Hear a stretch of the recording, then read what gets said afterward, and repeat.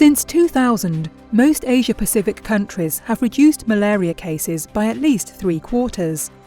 In 2013, 18 East Asia summit leaders established APLMA to promote regional political leadership and collaboration against the disease.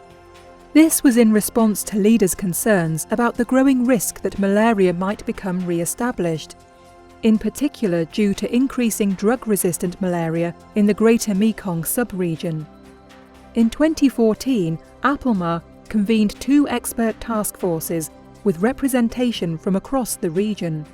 These made recommendations on improving access to life-saving services, as well as the financing required to deliver them.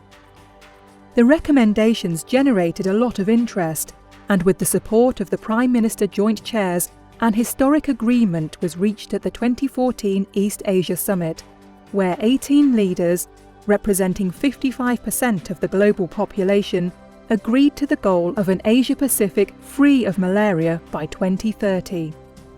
To make this goal a reality, the East Asia Summit requested the APLMA Joint Chairs to develop a plan to achieve that goal. After wide-ranging consultations, the APLMA Secretariat developed a roadmap. This is a document to guide a process. It outlines the 6 steps leaders and nations can take, both individually and collectively, to eliminate malaria.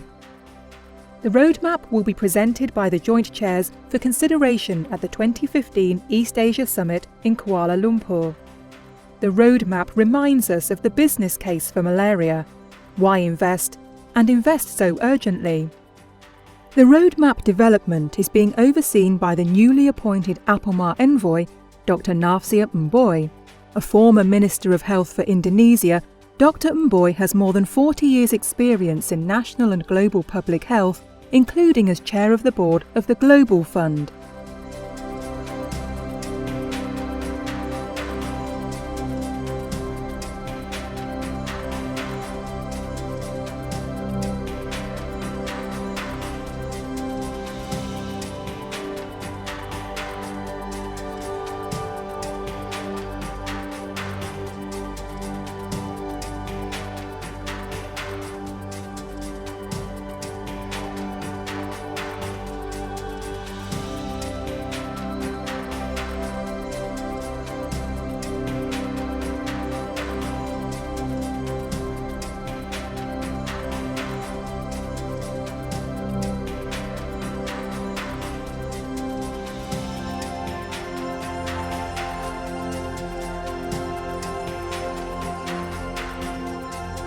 There is no escaping the fact that achieving malaria elimination in the Asia-Pacific region by 2030 requires financing.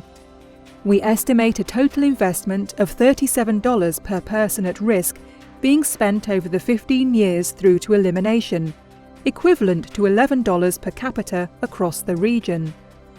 The investment will directly benefit millions of people at risk in Asia-Pacific and the economies of the region's 22 countries.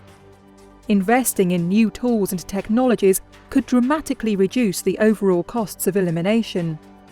Accelerating progress to elimination by 2030 will prevent 1.32 million deaths and avert over 200 million cases of malaria across the region from 2016 to 2030.